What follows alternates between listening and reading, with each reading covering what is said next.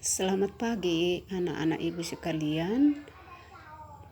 Kita akan bertemu di dalam pelajaran bahasa Jerman, yang mana pada semester ini kita punya tema di family atau keluarga. Tetapi banyak yang kita bicarakan pada semester ini. Tetapi biasanya ibu akan selalu memulai dari bagian struktur.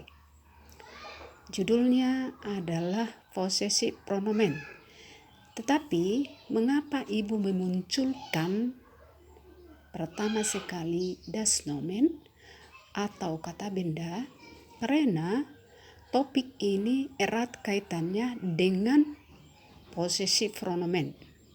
Sebenarnya das Nomen ini sudah kalian pelajari sewaktu di kelas 10. Hanya ibu mau mengingatkan saja supaya lebih cepat nanti kalian mengerti ketika kita sudah masuk ke materi possessive pronomen. Nah, perhatikan das Nomen atau kata benda. Ada 3 jenisnya. Yang pertama, maskulin atau berartikel der. 2, neutral berartikel das. Yang ketiga itu feminin berartikel die. Nah, der, das, die ini disebutlah ini dengan definite artikel atau bestimmte artikel. Dalam bahasa Indonesia disebut dengan artikel pasti. Der, das, die sebagai definite, indefinitnya adalah der, ein, das, ein, die, eine. Inilah yang disebut dengan indefinite artikel atau unbestimmte artikel. Dalam bahasa Indonesia, artikel tidak pasti. Nah, yang kedua yang harus kamu ingat ke belakang adalah kasus. Dalam bahasa Jerman itu ada 4 jenis. Apa yang dimaksud dengan kasus? Itu adalah fungsi sebuah kata dalam kalimat. Sekali lagi ibu ulang, fungsi sebuah kata dalam kalimat. Kalau kita buat sebuah kalimat, tentu ada unsur subjek, ada objek, ada predikat, ada keterangan. Apakah fungsi kata benda di dalam sebuah kalimat? Fungsinya adalah jelas. Kalau tidak subjek, ya pasti dia objek. Nah, kasus itu ada 4 jenis. Yang pertama, kasus nominatif atau disebut dengan subjek. Yang kedua, akusatif atau yang disebut dengan objek penderita. Lalu yang berikut kasus datif yang disebut dengan objek penyerta. Kemudian yang terakhir adalah genetif atau kepunyaan atau kepemilikan. Tapi untuk kelas 2 yang kita pelajari masih di kasus pertama, kedua, dan ketiga. Nah, sebagai contoh, das Beispiel. Das Nomen sebagai nominatif atau subjek. Kata benda sebagai subjek, itu maksudnya. Nah, lihat contohnya. Yang berartikel der atau jenis maskulin. Der Fuller is weiß. Pulpen itu adalah putih. Nah, der Fuller sebagai bestimmte artikel. Unbestimmtenya tadi di atas adalah ein. Ein Fuller is weiß. Ein ini kan menyatakan sebuah pulpen adalah putih. Nah, yang berikut kata benda yang berartikel das. Das Buch ist teuer. Buku itu adalah mahal. Nah,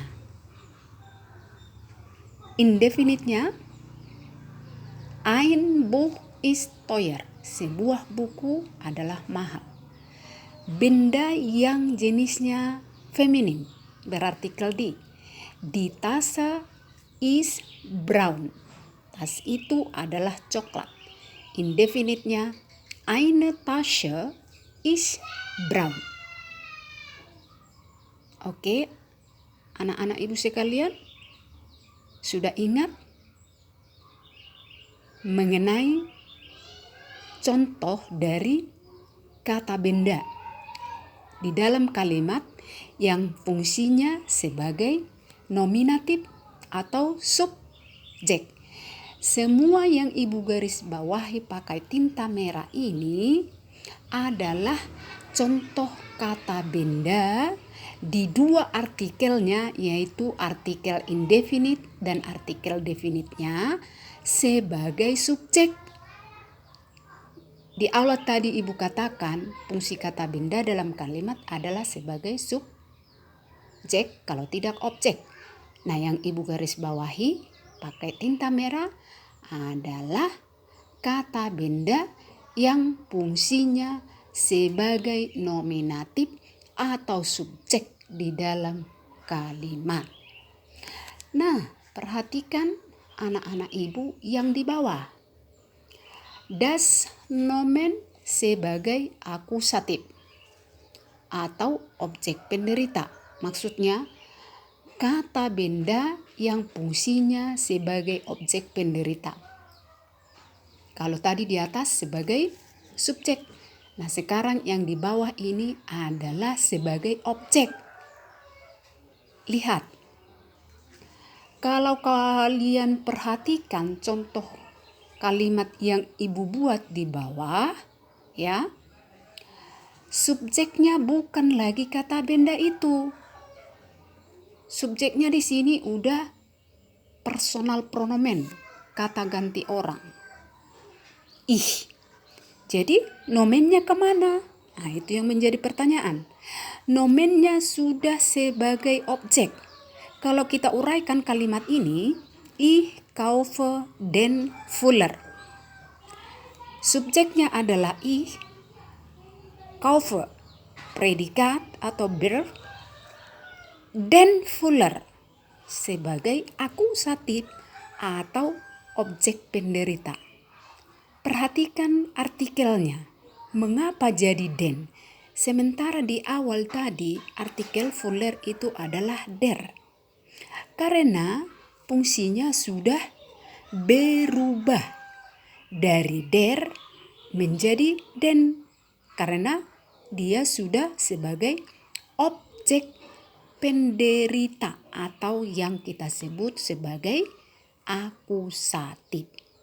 Nah, kemudian indefinite artikelnya. Ich kaufe einen Fuller. Nah, lihat ini. Den dengan einen. Ini menggunakan bestimmte artikel. Ini menggunakan unbestimmte artikel. Definite yang di atas atau yang di bawah indefinite. Nah, yang kedua, kalimat yang di bawah. Nimmt das Buch. Subjeknya kata ganti orang artinya dia. Nimmt berasal dari predikat nehmen sebagai infinitif. Kemudian das Buch adalah sebagai objek penderita atau akusatif. Nimmt das Buch. Kemudian di bawah nimmt ein Buch. Nah, ein Buch sebagai objek penderita juga atau akusatif. Das ein. Pertanyaan. Mengapa waktu buku itu atau das Buch sebagai nominatif atau subjek ketika menjadi objek penderita artikelnya tidak berubah? Nah, lihat tabelmu waktu kelas 10. neutral itu di nominatif dan akusatif itu artikelnya tidak berubah tetap. Nah, contoh yang ketiga, kalimat yang ketiga di bawah. Sie legt die Tasche. Sie legt eine Tasche. Die Tasche, eine Tasche adalah juga berfungsi sebagai objek penderita atau yang disebut dengan akusatif. Pertanyaan yang sama. Mengapa setelah berfungsi sebagai objek penderita atau akusatif artikelnya tidak berubah, Bu? Nah, sama dengan yang neutral. Lihat tabelmu kembali nanti. Jenis neutral dan feminim di nominatif dan akusatifnya artikelnya itu tetap tidak ada yang berubah. Jadi yang berubah hanyalah jenis benda yang maskulin. Dari nominatif der berubah menjadi den. Dari ein berubah menjadi einen. Nah, kalau kamu tidak punya tabel di kelas 10, nah di bawah Ibu akan menunjukkan sama kalian tabelnya. Lihat judulnya itu das Nomen, kata benda. Nah, beserta 3 kasus. 3 yang masih Ibu tunjukkan di sini. Yang keempat genetif itu nanti. Nah, nominatif dengan jenis benda maskulin berartikel der, terus ada di Ibu buat di bawah ein. Itu maksudnya yang der ini sebagai definite, yang ein sebagai indefinite atau indefinite tadi sama dengan bestimmte artikel. Kemudian indefinite sama dengan unbestimmte artikel dalam bahasa Indonesia. Artikel pasti yang di atas, yang di bawah artikel tidak pasti. Kemudian kita ke yang neutral. Netral. Artikelnya das. Nah, indefinitnya ein. Feminim. Artikelnya di, ya, indefinitnya eine. Ke kasus akusatif, objek penderita. Dari der berubah menjadi den. Indefinitnya einen. Kemudian yang neutral berartikel das, perhatikan, tetapkan seperti yang dicontoh atas yang Ibu katakan tadi. Tidak ada perubahan artikel benda yang jenisnya neutral.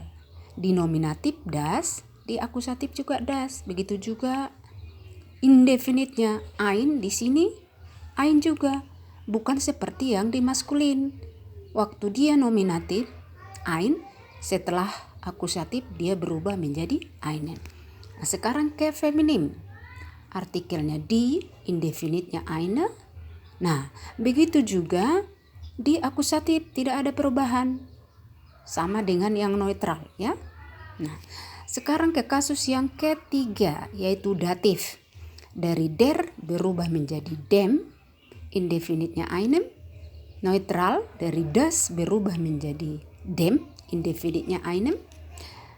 Feminim dari di berubah menjadi der, indefinitnya einer. Nah, begitulah dulu Ibu jelaskan mengenai nomen. Sebenarnya ini sudah kalian pelajari di kelas 10. Ibu hanya mengingatkan saja, ya, mereview supaya kalian mengingat kembali, karena di awal tadi Ibu katakan kalian harus mengingat kembali materi ke belakang karena ada kaitannya nanti dengan materi yang baru yang akan kamu pelajari di kelas 11 ini, yang saya awali selalu dari struktur, yaitu possessive pronomen. Untuk berikutnya nanti akan Ibu tunjukkan.